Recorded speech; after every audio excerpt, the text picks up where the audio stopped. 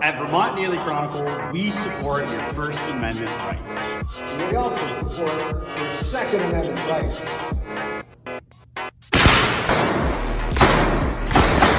Chocolate vanilla twist with rainbow sprinkles. Come on down.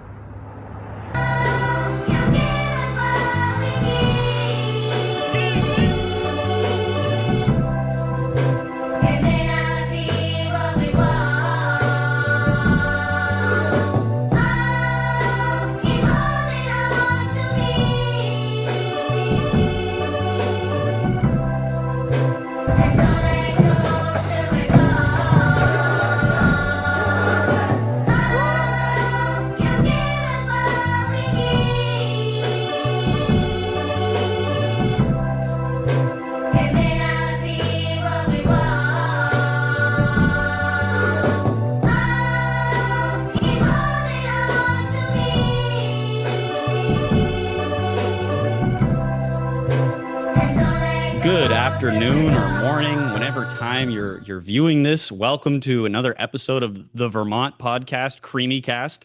I'm your host, Paul Bean. I'm here in Northfield at Bean Studios recording this, and I have a pretty amazing guest for today. He's a new face in the Vermont State House. He's maybe even a little new to Vermont politics as a whole, but he definitely, I got to know him throughout the session this last year, and we have had a lot of really great conversations. And he's a little younger, but he's definitely having some fun, I think, down in the Vermont State House. We're going to find out if that's true or not. But I just want to welcome to the show here. I have Zak Harvey, Representative Zak Harvey from Castleton, Rutland-3 district, and he can tell me if I got that right. But welcome, Zak. Thanks for joining me. Thanks for having me, Paul. It's great to be here, and obviously, I'm an avid listener of the CREEMEE podcast, and so I'm thrilled to be with you today. Appreciate it, man, so much. Let's just get right into it. Again, this is a relatively new face to the scene down in Montpelier. I had never met Zak before this year, and I think there's a lot of people that got to know him. And you were on. Now, tell me if I'm wrong on this too. I want to make sure I get this right. You were on the Judicial Committee with a friend of mine, Ken Gosselin, who's from Northfield. He's our representative here in town. So let's just get right into it. What was your first year like at the Vermont State House as a representative? Yeah, I guess it's interesting, right? Because my path to politics is not a very traditional one, and I think so. Maybe I want to start there in Sure. that I was appointed by the governor. The gentleman who originally won this seat had to take a step back for personal reasons, and so when the local town committee started thinking about who they wanted to have in the seat, they started asking around, and my name had come up in different conversations, and was really fortunate to get to know the governor and his team, and have the faith placed in me, not only of the governor but also of the people of Castleton, right? And that's really how I view. The legislature and really politics in general is I'm a vessel for the voice of the people that I represent. And so politics has always been a passion of mine. I studied political science in college and at Providence College down in Rhode Island, and really stumbled into the world of finance after I graduated, and not really thinking that I was going to end up, hopefully I thought I was going to end up back in Vermont at some point, but really didn't know what to expect when it came to actually serving in the legislature, or especially in my early 30s. So to me, the entire process has been pretty unconventional, but one that has been really deeply rewarding. And I think one of the things that I really appreciate about specifically Vermont politics is, for the most part, even though we're debating across party lines and across the political divide, we probably agree on 7 out of 10 issues. And that's something that I tell to my constituents all the time, is like we really do agree on far more than what divides us. The other three, there's obviously going to be contention on, and there's very deeply passionate viewpoints that we have on, some of the issues that we're facing, be it education or healthcare or housing, and all the thing, and affordability, chief among them, are all issues that we're talking about day in and day out. And they're issues that are deeply important, to me and to my colleagues, both on the Republican side, but also on the Democratic side too. And when we do have those, difficult conversations, that's when, we have to work on those differences. And I do. I think, the art of compromise certainly isn't dead, even though it is challenging at times. No, for sure, and I think uh, learning how to do that, and I think what you said is spot on. I think everybody agrees about what the issues actually are. Like you Mhm. said, 7 out of 10. I would even say it's even closer to like 9 out of 10. Like Yeah, there's a you're right. handful of those like little issues where the Republicans and Democrats are just going to be like, it's not really a priority, or maybe we don't care about that. But at the end of the day, everybody wants to solve the problems. We just disagree on how to get it done. I've heard Mhm. Phil Scott say that. I don't know how many times throughout the last 10 years, but no, there's definitely some truth to that. But I want to go back. You mentioned, working in finance, and then ending up in this role. How did that all play out? Like, so when you made the decision to come back, like, what was that like? Like, Yeah. how did that happen? Well, I always tell people coming back to Vermont was the easiest decision that I've ever made, right? And it's funny because in my conversations with the governor and even people within my own caucus, yes, I'm a new face to Montpelier, but I'm certainly not a new face to the people in the town of Castleton, right? My Sure. family's been deeply rooted here. I'm a seventh generation Vermonter. My grandparents have a big farm in Western Vermont. So not only do I understand what it means to grow up in small town USA, but I know specifically I have lived experience of growing up in Vermont. So it's a big change, right? Going from the halls of Wall Street, to the halls of Montpelier. But I do think, and I think there's a lot of comparisons and similarities that we could talk about. But I think, some of the key differences is especially in the world of business, you are a team all working towards the exact same objective. And you want to make sure that you get a deal done. I think one of the things that was maybe most surprising in my first year of my term is, you know, you would come at inroads with other political party, the opposition party, but also even within your own party, right? I mean, are a whole, I mean, the Republican Party is a very big tent, and you have all different types of people that make up that party. And so I think probably one of the most surprising things is, we would have, disagreements on, and on issues, but I think that made us all the stronger for it, right? Is like you have to be able to look at each other, and be able to have, respectful disagreement to figure out what the best path forward is, even amongst fellow Republicans, right? And Of so I think course. that probably is one of the biggest surprises to me is, and something that I probably expected, but maybe I didn't put it up, high on the roster of things to expect during this first term. But I think back to your question of what's the transition been like? Um, I loved my time in New York. It was great. I love my time. I worked for the New York Stock Exchange and NASDAQ and met a lot of amazing people. And I think one of the things that I appreciate most about that is I really saw the American dream, come alive in action, right? So my job there was to help companies go public for the very first time. So you would Wow. see entrepreneurs that had built their company from an idea on the back of a napkin to this multi-billion dollar enterprise, oftentimes bootstrapping that entire thing by themselves. And the moment that you go public, I compare it to that of, almost like that of a wedding, right? It's like you have this moment of all these people from all different parts of your life together on the floor of the New York Stock Exchange, watching you ring the bell. Jim Cramer and CNBC are, on the floor looking up at you.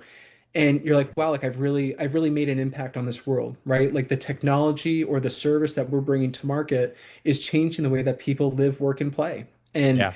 it is fundamentally transforming the world that we live in. And so for me, it is equally rewarding to help entrepreneurs raise capital to go out and change the world that we live in, as it is creating and crafting legislation and changing the way that Vermonters live their life every single day. So I think there's a lot of similarities really between those two worlds. I think that's a really interesting point. You said something earlier about when you're working for a private business, everybody's pulling the same direction. Everybody has the same objective. We're going to do this. This is our goal. And I think, Vermont, again, the legislature, I think I'm curious to hear your thoughts, like, some of the issues that maybe people aren't pulling the same direction on, right? Like, what are they? And I'm just curious because I know, like, for example, the education bill, right? That was a big conversation last year. And there's a handful of other ones that we could talk about specifically. But like, what are some of the issues where you're seeing, okay, maybe we're not pulling that direction?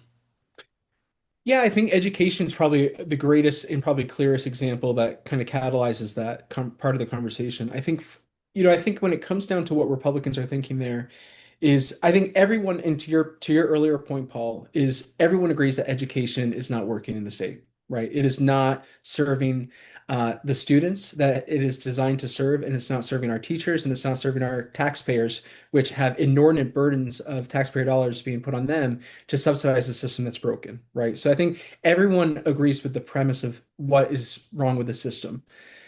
What I think the biggest debate about education is really what is a really a fundamental cornerstone of not only being Vermonters but being Americans is freedom, freedom of choice, freedom of selection, and making sure that we do not cede local control to bureaucracy, whether it's in Montpelier or it's in Washington, D.C. And I think that is probably one of the biggest disagreements that we have. Um, and also you have, right, the different funding mechanisms for private institutions versus public institutions, and making sure that like for me it's about equity, right? Equity of opportunity, equity of access to great educational experiences for Vermont's kids, and making sure that we can do that at a reasonable cost to Vermont taxpayers.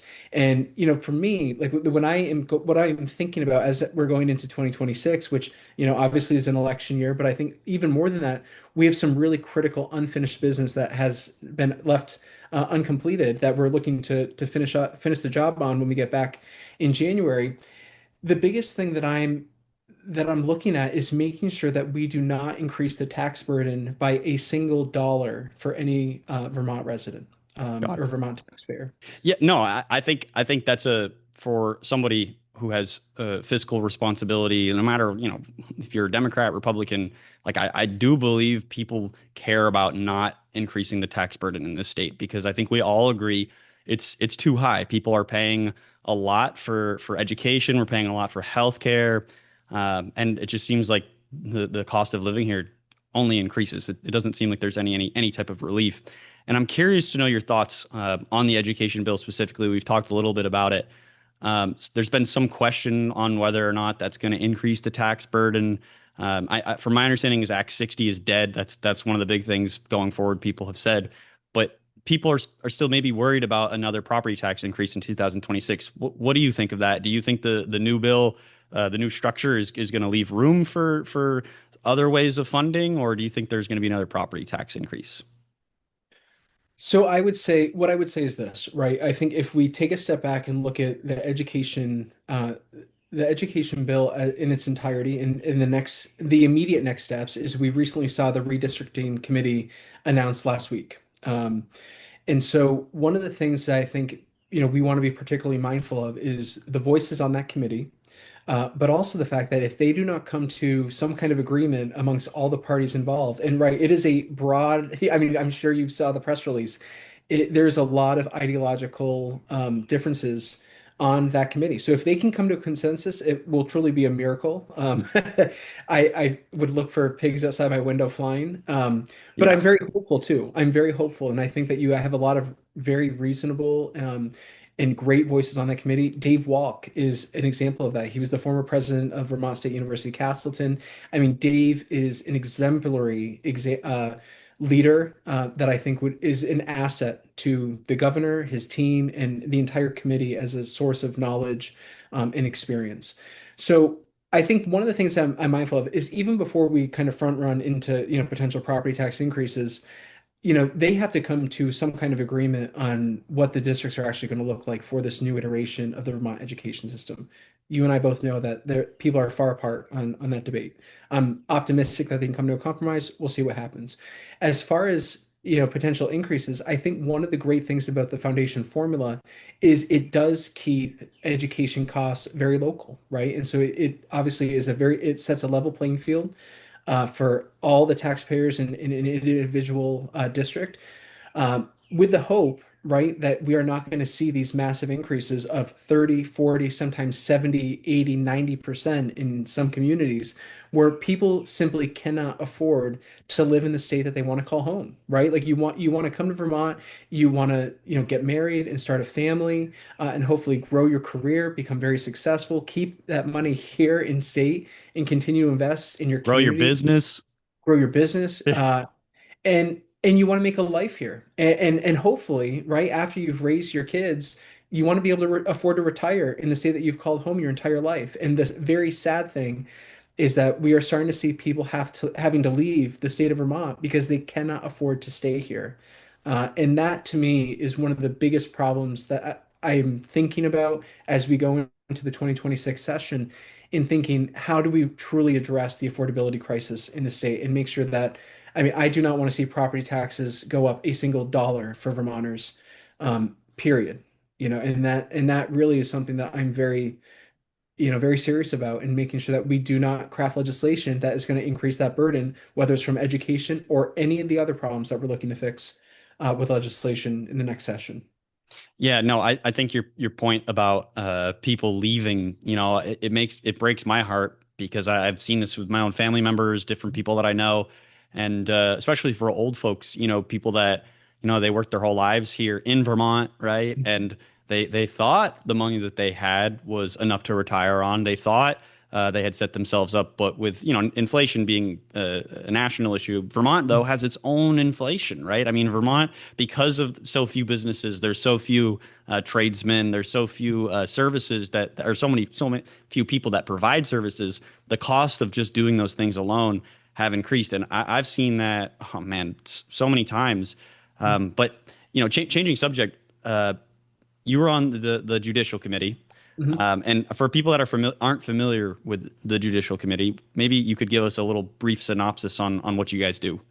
Yeah, sure. So I think, to high level, anything that relates to the justice system, and any of the host of issues that kind of go along with that are things that we help provide oversight for and craft legislation on. So, namely, some of those examples would be any issues with policing, enforcement and requirements there, looking at the judicial system, the judiciary itself, and looking at the Vermont courts, and helping provide oversight and also guidance to the judges. The Chief Superior Court Judge, Judge Zoni, was a frequent flyer, as we call him, in House Judiciary, and someone who provides really invaluable insights as to what the court is actually seeing on the front lines and the challenges with the judicial backlog, right? And that's something that we can talk about too. Obviously, one of the key issues that is impacting Vermont, but the entire nation, is immigration. So any immigration policy is coming through uh, the Judiciary Committee. And then also when you start thinking about, you know, when people do commit crimes, and you have these serial offenders, is how do we best position the judicial system to hold people accountable, but also providing people the latitude to make mistakes, and I'm talking about very minor mistakes. I think an area that we need to focus on more is Vermont's drug problem and the drug trafficking route that kind of cuts through from Springfield up to Montreal. And then, I call it the triangle, right? It's Montreal to Boston to New York and back up.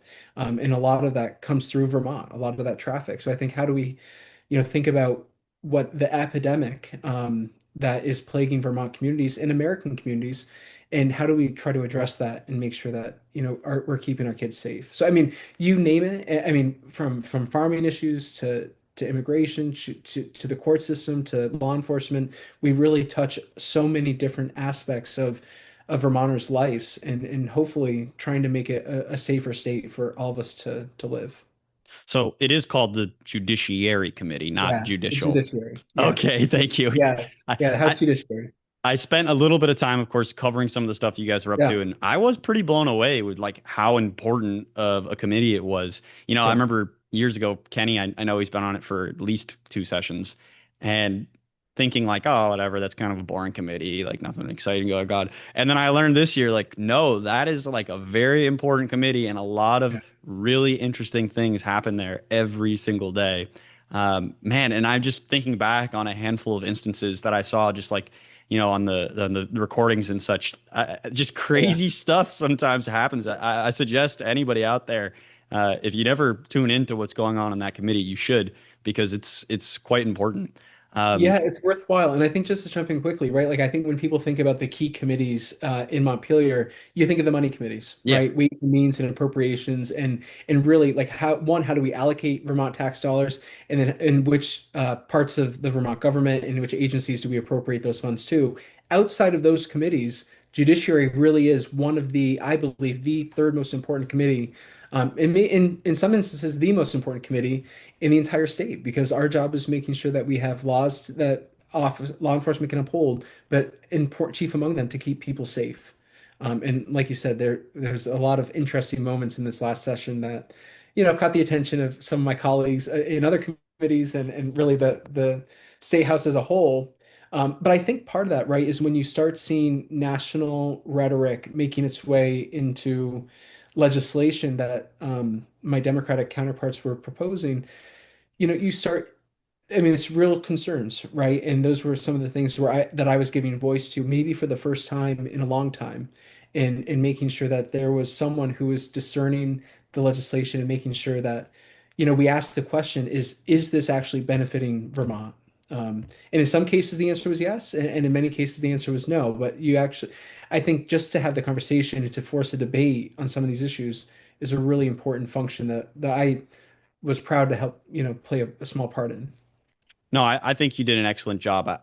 There's a handful of instances that I will. I mean, we don't have to get into them exactly, but I just think, you're bringing forth some of the core values of really, I think Vermont conservatism. Like I think is a big difference between how Vermont Republicans think as opposed Mhm. to the national scene and the national politics. And I mean, each state's different, but we definitely live in a very independent-minded state, very Yeah. unique. I think that's something I think we all hold very close to our hearts. I think it's important as a state to be open-minded, to be concise in approaching and having the conversations. And I think that's a perfect way to describe what I've seen from you thus far. But one of the things that I wanted to ask you about going forward for Vermont Republicans specifically, what do you think is going to be the biggest challenge for them, the VT GOP? Yeah, and so it's a great question. I think, in the interest of full transparency too, I'm on the executive committee for the state party. I'm the Yep. finance chair, and just so your listeners know, that at least that's kind of where my viewpoint is coming from and what informs what I'm about to say. And it's a great question. It's something that I think about a lot. And I think one of the most important opportunities for us, it's an opportunity and a challenge at the same time, is making sure that we the Republican Party of Vermont articulate our message directly to voters. And I think where we run into trouble, and I mean, this is any political party or politician in general, is when you allow others to define your narrative and to define your story for you, and you lose control over that messaging. That's when discrepancies arise, and you allow people that don't agree with you to paint the picture for voters. And so that is one thing I'm deeply committed into making sure that we do not allow to happen. So for me, I think it is articulating all the great work that we've done in 2025, and most importantly, all the great work that we hope to do in 2026, and hopefully with a Republican majority going into 2027, where we can really start addressing the concerns that Vermonters have. And it's funny because when you hear the rhetoric from the other side of the aisle, they love to nationalize a lot of the issues, right? And what I say to my Republican colleagues, and to Democrats, by the way, is anytime that we are not talking about the four key issues facing Vermonters, and that is affordability, it's energy costs, it's housing, it's education. Anytime that we're not talking about those four issues and wasting time talking about national politics is a wasted breath, and it's a disservice to the people that put us here. So the conversation that I want to have every single day is, how do we help a dollar go further in Vermont? How do we make sure that people have homes that they can afford? How do we make sure that their communities are safe for them to walk in, when the streetlights come on at night and their kids are playing at dusk? And how do we make sure that those same kids are getting a great world-class quality education right here in Vermont? And the thing is, Paul, and I know that you believe this, and I believe this fundamentally, is that all those things are possible, and all it takes is the right policies put into place. And really, I think I love how you framed it. It's Vermont conservatives. It's Yep. common sense issues that every dinner table across our state is talking about, and it's not about red issues or blue issues. It's about Vermont issues, and we need to make sure that we're addressing them day in and day out to serve the people that put us here. No, I think that's very well said. I think one of the things you just said is like, how do we ensure that our children are able to play until it's dark out, or at least Yeah. up to that point, right? And I think in some towns and some communities, you don't have to worry about that. We're very thankful for that. Vermont has a really safe environment, especially rural right now. I think we're thankful for that. But as well as I do, I cover crime in the state. We cover it, the Chronicle, and it just seems like to me you hear about a shooting every weekend in Burlington. You hear about some sort of a drug bust, even in rural communities. By the way, let me be clear, that's happening in Yep. rural areas as well. And it really does. Honestly, it makes me sick because Vermont just has such a great track record of being peaceful historically and nonviolent, nonviolent especially. Like, so it bothers me, and it does worry me that we see this continued crime, and then some of our officials, kind of this catch and release thing that we're seeing. And I don't know personally, I don't know how that's addressed through policy. I don't know how you fix that. How do you fix it? Yeah, so the thing is, law enforcement can only enforce the law as written, right? Yes. And so where the challenge that we have is, and I think that one of the biggest debates that we saw in this last session was raise the age, right? And you have situations where, God forbid, a 22-year-old commits a crime in the state of Vermont, they can be tried as a 16-year-old or as a child, right? And so when I say that to people, and we can get into a whole host of different examples of how this actually manifests itself. But when I say that to my constituents, and I said, if you had a 22-year-old that was charged with this really heinous crime and hurt somebody, do you think they should be tried as an adult or as a child? Every common sense person would say, oh, that 22-year-old, they have agency for themselves. They can offend, they inflicted they committed this crime. And now they're getting off with it, right? And I think the lack of accountability is one of the things that I think a lot of people who agree with us on all of these issues are probably most frustrated with, right? Is that what seemingly looks like a lack of accountability. And again, I think one, it's looking at how laws are written, and then you have to talk about how laws are enforced. And then you have to talk about, I think there's a lot of these issues where it really comes down to, what does it feel like in my community, right? And like, I'm very fortunate, you're very fortunate to live in beautiful small towns in the state of Vermont, but we're not immune to it, to your point. And I think one of the most interesting storylines that I personally am going to be following in 2026 is, Burlington and Rutland, the two largest cities in the state, have two very different leadership demographics, right? In Burlington, you have the mayor who is, self-proclaimed progressive and has surrounded herself with people of that mindset. And in Rutland, you have a group of Republican city aldermen that are leading the city with a very moderate mayor. So I think one of the things that is going to be most interesting to me is, now that they have had almost a year under their belt since the election, is how does that policy look and differentiate itself between a progressive city and one that's run with, really Vermont common sense values. That will be interesting to see. And I think that right there, going forward for Vermont Republicans is something that they should maybe look at and say, hey, Yeah. here's a really big contrast in how these cities are being run. I mean, I'm not gonna get too hard on Mulvaney Stanek. I easily could, but sometimes I just see the stuff that they're doing, and I'm like, it just makes no sense. It's nonsense in the true meaning of that word, nonsense. Like it's like this is dangerous. This is not good policy. Like I don't know what the objective even is, And I think we're seeing a lot of that, and I think Vermonters right now there's kind of this shift in perceptions happening where for the last 30, 40 years, maybe even a little bit more than that, Vermont Democrats specifically were the party of the working class. There was fiscal responsibility. They were the common sense party. I think for the most part, and, I think of my family members, right? Like most of my family, they were all, Vermont Democrats, right? I'm a seventh generation Vermonter as well, which, is kind of cool. But that's always kind of the way things have gone. Like I think of like the Pat Leahy's of the world. Mhm. That's who people really aligned with. And I think right now, especially for older Vermonters, they're having a little bit of a hard time, not just older Vermonters, but definitely some. They're having a little bit of hard time with that shift. And it's not taking a long time, but it's taking a little while for them to see the fruits of some of the policies that are out there. And I'm curious to know, like in conversation, based upon what I just said. Are you sensing that? Are you seeing that as well? Or Oh, definitely. Yeah, okay, definitely. I think anecdotally that's a really important point to make is that, especially for a lot of Vermont Democrats, they feel like the progressive wing of the Democratic Party, they didn't leave the party, but the party left them, right? yeah, And like that's a narrative that we're hearing not only here in Vermont, but across the country. And I think something that it was interesting, I was at a breakfast meeting earlier today and talking about, just the general political landscape in the state. And it's not lost on me that the Republican gains that we saw in the last election were in huge part to a lot of Democrats voting for Republicans for, sometimes for the very first time.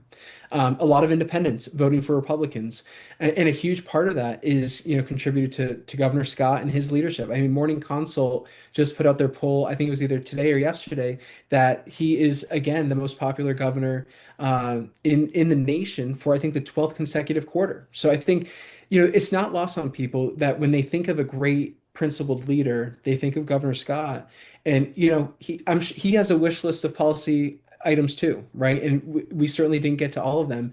And I think if we had, and hopefully we will in 2026, we will have some of the issues and items in the toolkit that we're talking about that are really going to help get the state on the right track. And I think that's what I know that's what Governor Scott's trying to do. I know that's what House Republicans are trying to do, and Senate Republicans, and I hope that our Democratic colleagues join us on that at the yeah, end of the day. yeah. No, I think that's very very well said, and you know. You have to be determined, obviously, but 2026, it feels like the election just we just got through one. But you know how politics works as well as I do, or maybe even better. But it seems like it just is a train that never stops chugging. It's right around the corner, and everything that people are doing now and decisions that they're making, today, may or may not affect the turnout for 2026. So I'm curious to see. I'm so excited to find out how things are going to go. But who knows, right? I think the other thing you said too is like the supermajority that existed before last year Yeah. definitely had a role to play in why you see this kind of boomerang effect in the last year. Mhm. But again, the Vermont Republican Party still has challenges, and I think I asked you, what some of the biggest challenges are, but I have an idea myself, and I think what you do see is there is a split between again some of like the national political stuff, national talking points, and then like the Phil Scott kind of Republicans. Sure. And I'm wondering, how do you unite the Republican Party? And I don't mean just you, but like as a whole, how do we make sure that Vermont Republicans across the spectrum of thinkers and just policy ideas, how do we bring them together? And how do we get past that?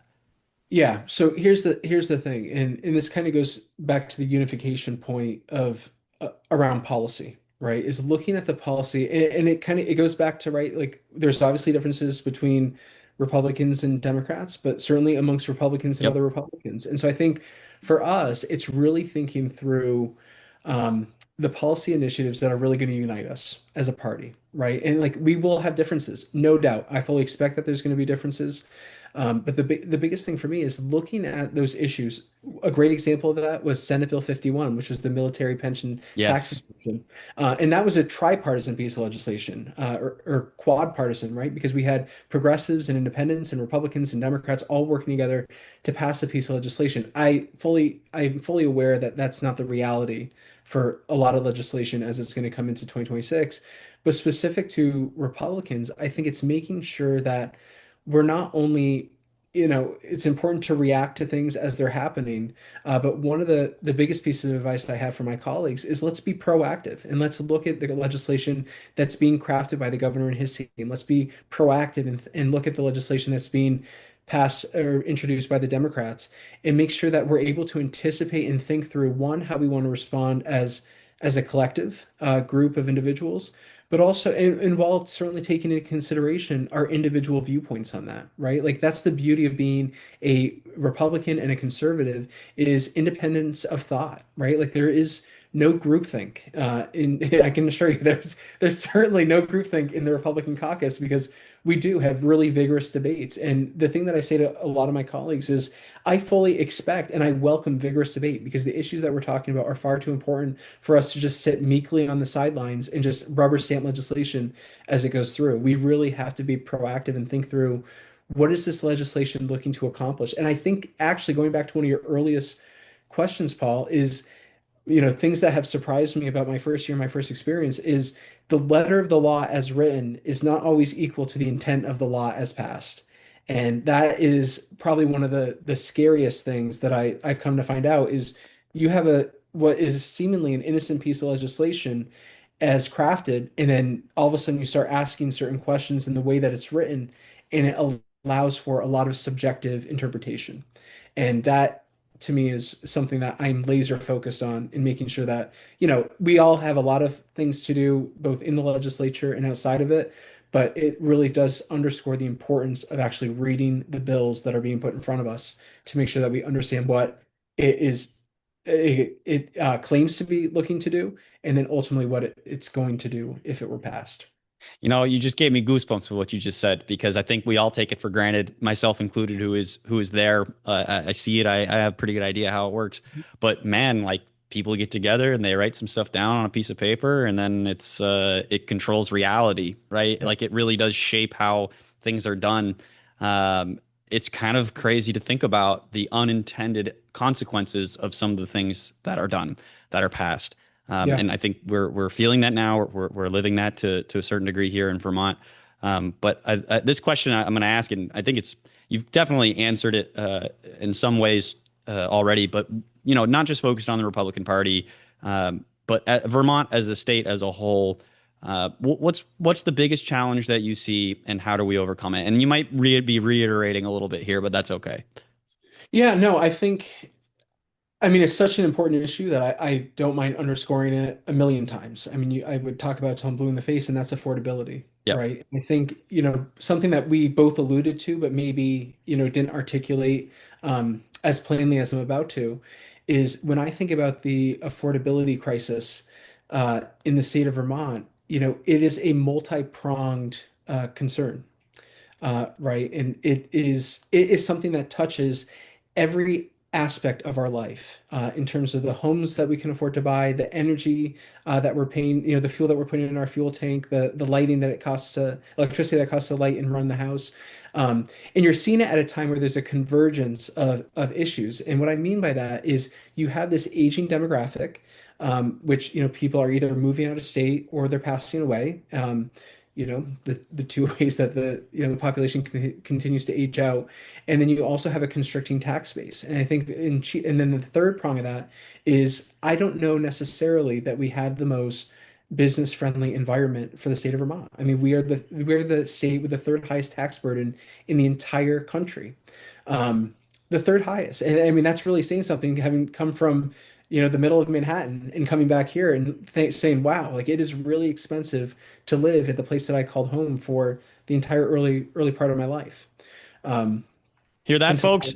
Compared to Manhattan, Vermont's expensive to live in. That's a big point right there, I'd say. Yeah, it's a huge point and scary, right? Yes. Because my thinking is, at least in New York City, you have jobs that are going to pay you the salary so that you can afford to live in one of the most expensive cities in the world. In Vermont, we don't have that job market. So how do you know, create a life that you can afford to live with very limited income? The answer is you can't. And so then what are you forced to do? Either you succumb to the pressures and you become part of the social welfare system and expect the state to subsidize you, which is not the answer, or you move out of state, right? Like those are really the two alternatives. And so I do not mind talking about affordability. We could have an entire other conversation about the ideas that I have about addressing the affordability crisis in the state, but it is the most important issue, and I guarantee is going to be the cornerstone issue of the 2026 election. And it's going to be a question, right, of if you give Republicans a majority in the House of Representatives, and if you give us a majority in the Senate, and obviously you have Governor Scott as the governor, what do you have to lose? Right? You've had a Democratic supermajority for the better part of 2 decades, and they have created a state that is fundamentally unsustainable, and you can't afford to live here. So give us 2 years, and what do you have to lose? And I I think love it. it's yeah, and I think the point boils down to as simple as that.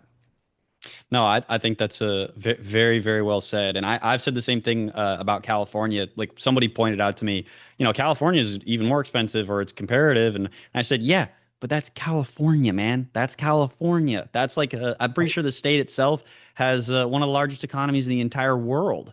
Like you're talking about the hub of Hollywood and innovation, Silicon Valley. Like I could go on, right? It's California. We're talking about Vermont, a state that is in the middle of nowhere. It's very cold for a large part of the year, and there's not anything here that is like super enticing to get people to move here, you know? So we can't be that and then also have the third highest tax burden in the That's right. country. Yeah, Um, you got to be competitive, right? And you have to think about it like even the states to the west of us and to the east of us, those are competitors, right? They're attracting the same pool of talent. And if someone's going to move to say New Hampshire or to Maine or upstate New York, they're probably considering Vermont. And we probably most times, I hate to say this, but more times than not, we're losing out to those states when people are looking to relocate. So you're right. Like we have to address it, yesterday. yeah. We need to start addressing these problems. Yeah, and like same thing. New York is New York. New Hampshire, on the other hand, is New Hampshire, which is a very unique state, and that I think our people here should maybe, you might not love everything that New Hampshire does, and I certainly don't, but maybe we should be looking at what they're doing a little bit and saying, hey, here's a state that's really comparative to us, and maybe we could roll with some of what they're doing. But as a final question, Zach, this is a total softball. This is an easy one. I'm just curious to know for myself, really. What do you like to do for fun? What do you do when you're not politicking, when you're not working? What do you like to do? Yeah. So in my limited free time, which is limited these days, Yep. I'm a huge foodie, and Okay. so I love to get back to New York and to Boston or down to DC and explore new restaurants, and which is a lot of fun for me. I'm often up at my grandparents' farm in West Haven, Vermont, kind of exploring the property and taking in all of, Vermont's natural beauty. And I'm a big walker. And so I think, a lot of the times when people ask me like, where do you find solace, right? Like it feels like you're always going and doing something.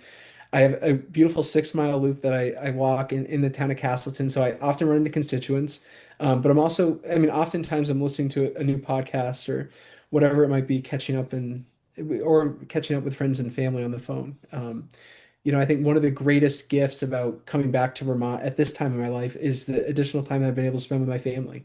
And I think, one thing that's never found is lost time, right? And that's something that it's a phrase that someone relayed to me and something that it's a kind of a mantra that I live by is that, you really have to make the most of the time that we have here. And I think one of the most rewarding things for me has been being a public servant, not only serving the state that I love, but also the community that I grew up in. And my constituents are my friends, my family, my neighbors. And so it's been one of the greatest honors of my life to be able to do this and to participate in this experiment that we call democracy. And even for all of its shortcomings, right? Like we still live in the greatest, freest country that's ever been known on the face of the earth. And it's a real blessing to be able to do this and to have the freedom to have conversations like this with you and to serve Vermont and its people. So it's been such a joy being with you, Paul, and I've loved our conversation and hopefully you'll have me back on the Vermont CREEMEE podcast. Oh man, we got to do. I love that. We definitely will. This is our first installment, maybe part one. We're gonna keep doing more. I love how you close it out. Everything you said, I relate with it so much, especially spending time with family. I'm the only sibling out of my two other siblings that is still here. So I'm just so grateful to be able to work and spend time with my parents every day. But I appreciate your time so much, and I look forward to doing this again in the future. Likewise. Thanks again for having me, Paul. Thank you.